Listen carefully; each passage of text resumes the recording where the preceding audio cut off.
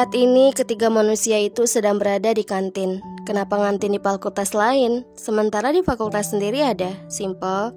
Elisa selalu menjawab, kalau ada yang murah, kenapa harus yang mahal? Selagi harganya yang murah, jajanan di sini sesuai dengan seleranya. Dan bukan berarti ia tidak punya uang untuk membeli yang mahal, namun ia lebih mementingkan kenikmatannya. Hari ini kita mau jalan kemana? Tanya Manda antusias. Emangnya mau kemana? Tanya Lisa bingung. Deo berdecak. Beginilah kalau bicara sama cewek malah balik nanya, jawab Deo setengah jengkel. Ih, lo kenapa ngambek sih? Tuh, tanya Manda sembari mencubit pipi Deo gemas. Elisa speklis. Kalian pacaran? Tanyanya tak yakin. Keduanya malu-malu, lalu menjawab, iya.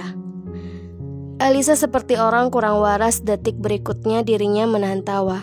Pantas saja hawa di sini terlihat berbeda, seperti banyak bunga-bunga yang bertebaran, bunga bangkai misalnya.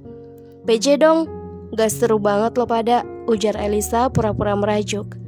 Sore, gue sama Deo mau jalan. Kalau lo mau ikut, gue traktir lo beliin 2 kanvas sekaligus cat warnanya, gimana? Gak enak dong gue jadi nyamuk. Tapi 2 kanvas dan cat warnanya, ya gimana ya? Manda dan Deo menaik turunkan alisnya meminta jawaban Elisa. Elisa menghela nafas. Demi 2 benda itu, yaudah ya gue mau. Manda dan Deo tersenyum berbarengan, seperti merencanakan sesuatu. Der. Elisa merokok kantong selananya, sementara Manda dan Deo kembali berbincang dibumbui nada alay, maklum bucin. Dosen killer psikopat. Nama itu terpampang jelas di layar handphonenya. Elisa segera mengangkat, takut dosen itu marah-marah. Duh, mas, om, gumamnya pelan. Assalamualaikum, ada apa pak? Waalaikumsalam, ke ruangan saya sekarang. Tut. Sabar Elisa, lo harus sabar ngadepin si dosen killer itu, katanya dalam hati. Ada apa pak? Tanya Lisa setelah masuk ke ruangan horor itu. Tidak ada apa-apa. Hah? Gaji bener, jadi gue dikerjain, batin Elisa.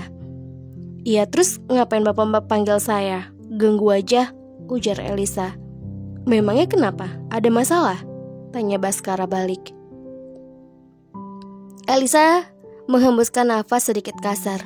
Tidak pak, tugas yang saya kasih ke kamu sudah selesai.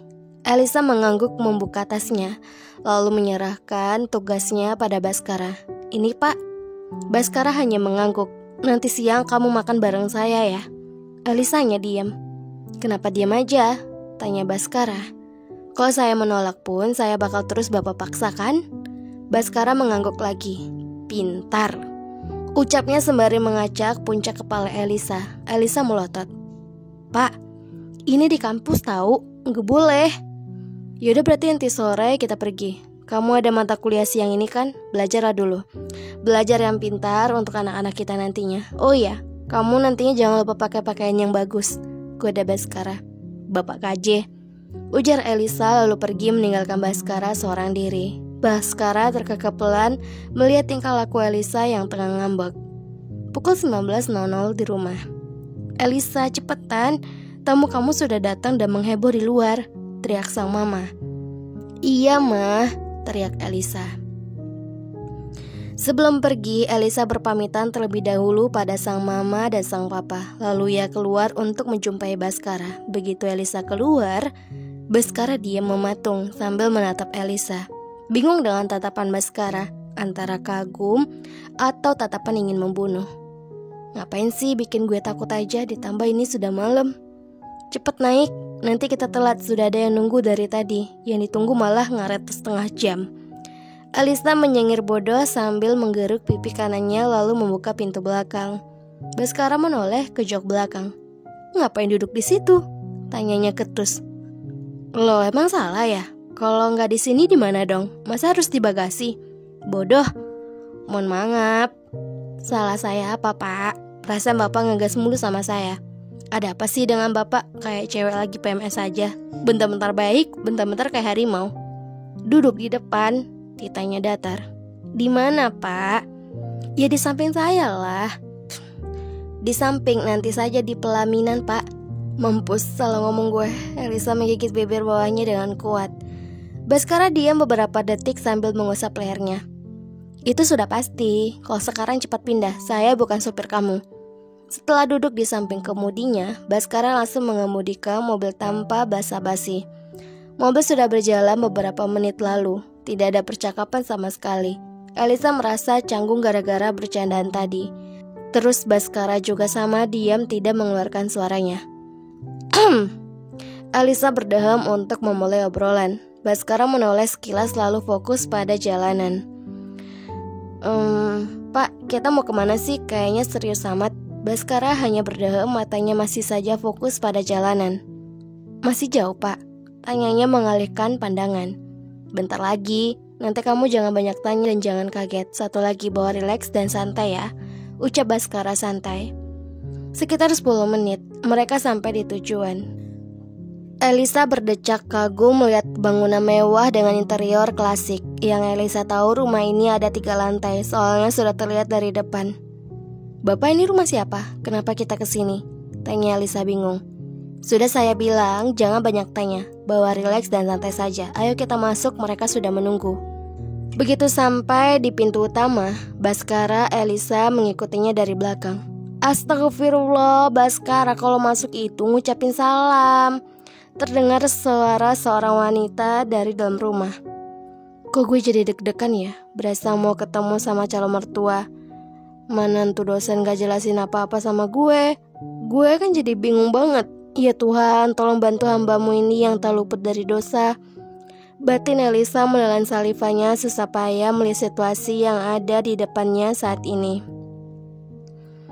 Maaf lupa, ujar Baskara menyalami tangan sang mama. Elisa? Tanya wanita paruh baya itu lalu mendekat ke arahnya. Beliau langsung memeluk tubuh Elisa erat seraya tersenyum lebar. Awalnya Elisa diam karena kaget, tapi lama-lama tangannya terangkat untuk membalas pelukan beliau. Kamu manis banget sayang, goda mamanya Baskara, sedangkan Elisa hanya tersenyum manis. Ibu sehat?